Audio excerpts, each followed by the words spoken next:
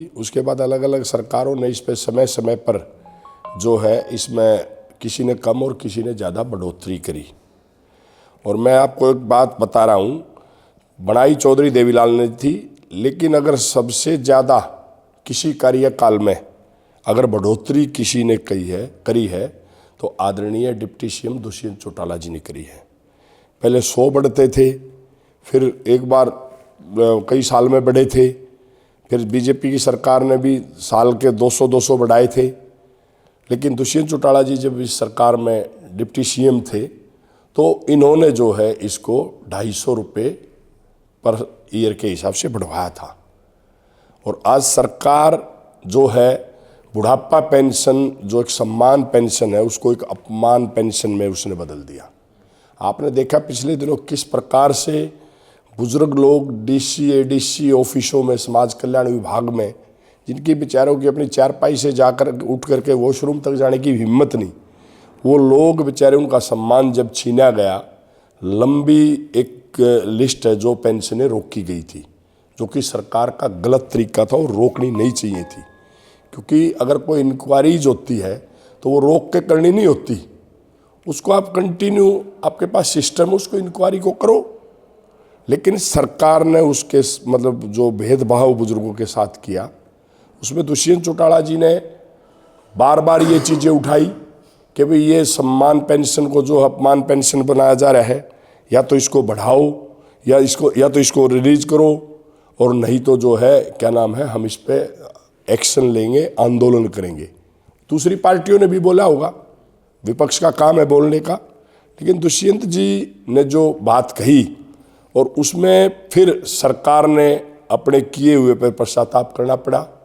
और पश्चाताप करके दबाव में लगाओ या लोगों के साथ जो अन्याय हो रहा था, बीजेपी के लोग भी नाराज थे इस बात से, तो इस फैसले से बहुत सारे लोगों से मेरी बात होती है कि ये तो बहुत गलत काम कर दिया। तो फिर सरकार ने जो है बैकफुट पे आना पड़ा और वो पेंशन देनी पड़ी। जो पेंशन झूठ मुख्यमंत्री जी ने पहले बोली थी कि नवंबर से हम 200 रुपये माहवार और बढ़ाने जा रहे हैं, जो कि आज फरवरी का महीना आ गया, वो भी नहीं बढ़ाई थी, वो भी फिर सरकार ने झुकना पड़ा और सरकार ने लोगों की पेंशन जारी करनी पड़ी। युवा योद्धा सम्मेलन हो रहे हैं जगह जगह जी, जननायक जनता पार्टी के काफ़ी युवा भी उसमें जुड़ रहे हैं, किस तरीके से देखते हैं? युवा योद्धा सम्मेलन आदरणीय दिग्विजय चौटाला जी को पार्टी ने, डॉक्टर अजय सिंह चौटाला जी ने और दुष्यंत चौटाला जी ने जब युवा प्रदेश अध्यक्ष की जिम्मेदारी दी तो उस समय हमारा युवा कम सक्रिय था।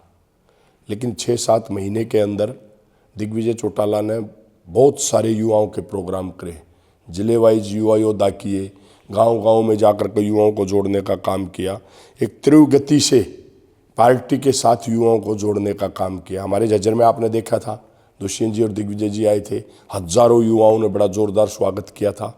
तो हर जिले में जो है युवा पार्टी के साथ जुड़ रहे हैं, उसका एक सिस्टम भी है।